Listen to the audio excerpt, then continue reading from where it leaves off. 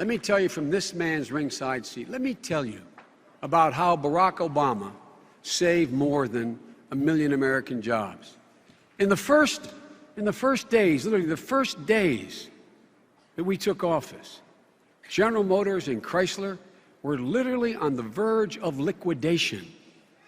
If the president didn't act, if he didn't act immediately, there wouldn't be any industry left to save.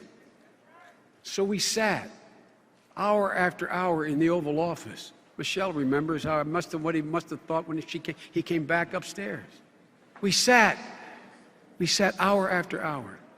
We listened to senators, congressmen, outside advisors, even some of our own advisors. We listened to them to say some of the following things. They said, well, we shouldn't step up.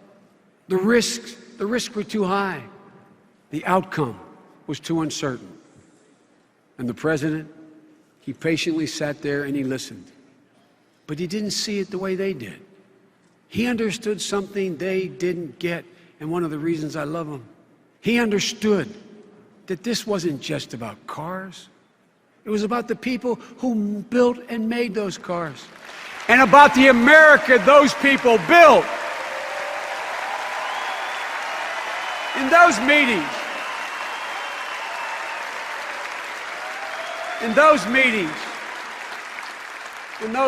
I often thought about my dad.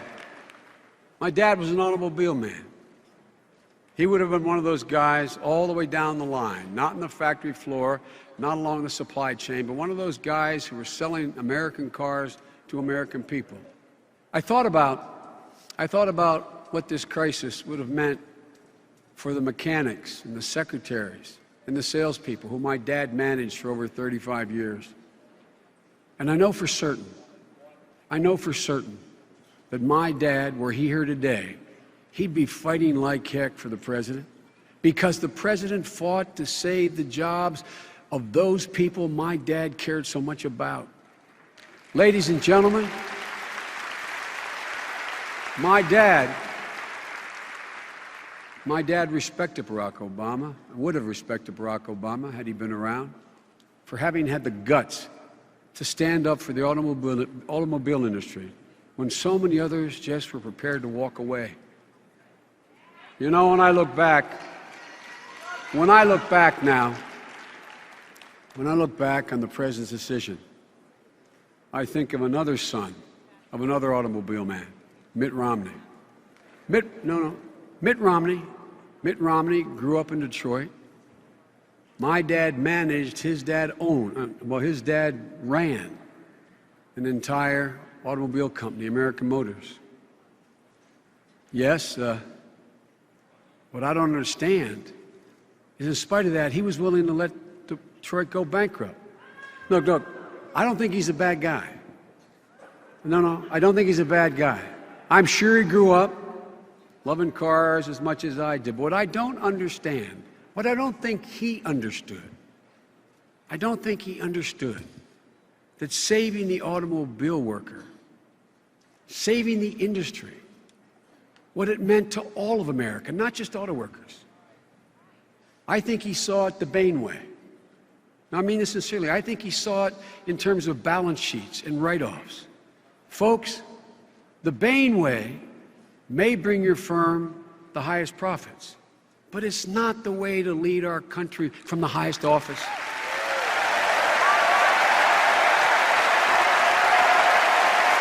When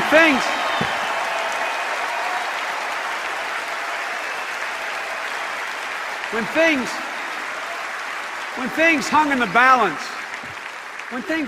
balance, I mean literally hung in the balance, the president understood this was about a lot more than the automobile industry. This was about restoring America's pride. He understood in his gut what it would mean to leave 1 million people without hope or work if he didn't act. And he intuitively understood the message it would have sent around the world if the United States gave up on an industry that helped put America on the map in the first place. Conviction Resolve. Barack Obama. That's what saved the automobile industry. Conviction. Resolve. Barack Obama. Look, you heard my friend John Kerry. This president has shown the same resolve, the same steady hand in his role as commander-in-chief. Look, which brings me to the next illustration I want to tell you about, the next crisis he had to face. In 2008, before he was president, Barack Obama made a promise to the American people. He said, if we have bin Laden in our sights, we will take him out. He went on to say, that has to be our biggest national security priority. Look, Barack understood that the search for bin Laden was about a lot more than taking a monstrous leader off the battlefield. It was about so much more than that. It was about righting an unspeakable wrong. It was about healing an unbearable wound, a nearly unbearable wound in America's heart. And he also knew the message we had to send around the world. If you attack innocent Americans, we will follow you to the end of the earth.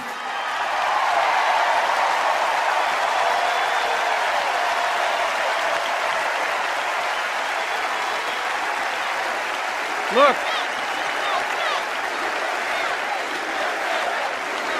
most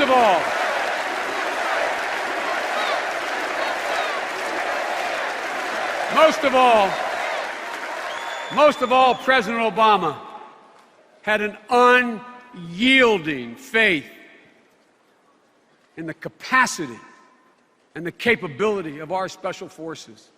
Literally the finest warriors in the history of the world. The finest warriors in the history of the world. So we sat.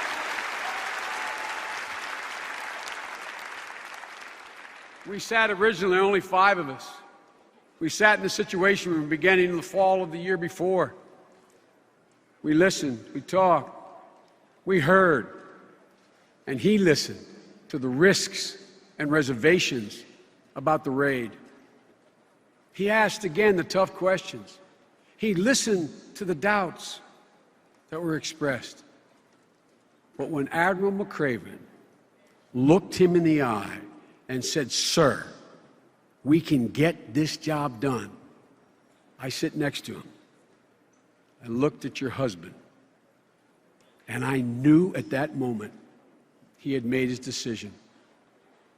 And his response was decisive. He said, "Do it," and justice was done.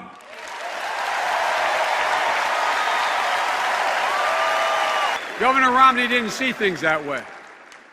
When he was asked about bin Laden in 2007, here's what he said. He said, "It's not worth moving heaven and earth and spending billions of dollars just to catch one person." And time again, I witnessed him summon it. This man has courage in his soul, compassion in his heart, and a spine of steel. And because of all the actions he took, because of the calls he made, because of the determination of American workers and the unparalleled bravery of our special forces, we can now proudly say what you've heard me say the last 6 months.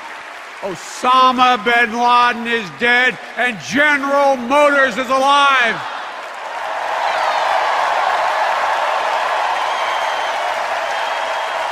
That's right. One man. Folks, we know we have more work to do. We know we're not there yet. But not a day has gone by in the last 4 years when I haven't been grateful as an American that Barack Obama is our president, because he always has the courage to make the tough decision.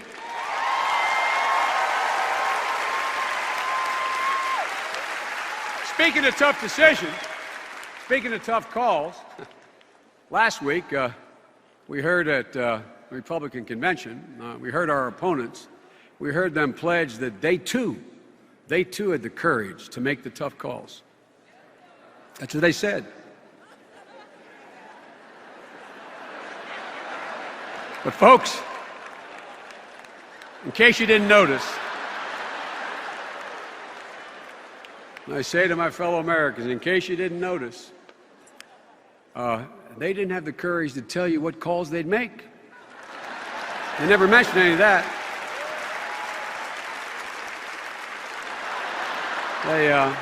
Mrs. Robinson, you watched from home, I guess, from the White House. You heard them talk so much about how they cared so much about Medicare, how much they wanted to preserve it. That's what they told you. But let's look at what they didn't tell you. What they didn't tell you is that the plan they have already put down on paper would immediately cut benefits from more than 30 million seniors already on Medicare. What they didn't tell you is the plan they're proposing would cause Medicare to go bankrupt by 2016.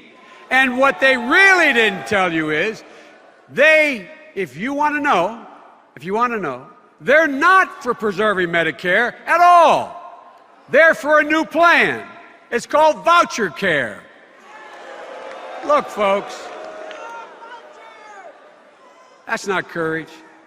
That's not even truthful. That's not even truthful. In Tampa, they talk with great urgency about the nation's debt and the need to act now. But not once, not one single time did they tell you that they rejected every plan put forward by us, by the bipartisan Simpson-Bowles Commission they referenced, or by any other respected group to reduce the national debt. They were not for any of them. Why? Because they're not prepared to do anything about the debt if it contained even $1, I'm not exaggerating, even $1 or 1 cent in new taxes for millionaires. Folks, that's not courage, and that's not fair. Look.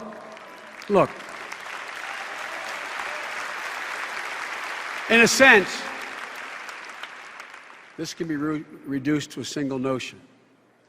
The two men seeking to lead this country over the next 4 years, as I said at the outset, have fundamentally different visions and completely different value set. Governor Romney believes in this global economy, it doesn't matter much where American companies invest and put their money or where they create jobs. As a matter of fact, in his budget proposal, in his tax proposal, he calls for a new tax. It's called a territorial tax, which the experts have looked at, and they acknowledge it will create 800,000 new jobs, all of them overseas, all of them. And what I found fascinating, the most fascinating thing I found last week was when Governor Romney said that as president, he would take a jobs tour. Well, with this support for outsourcing, it's going to have to be a foreign trip. It will. Yes, the work of recovery is not yet complete, but we are on our way. The journey of hope is not yet finished, but we are on our way. And the cause of change is not fully accomplished, but we are on our way. So I say to you tonight, with absolute confidence, America's best days are ahead, and yes, we are on our way. And in light of that horizon, for the values that define us, for the ideals that inspire us, there is only one choice. That choice is to move forward, boldly forward and finish the job and re-elect President Barack Obama. God bless you all, and may God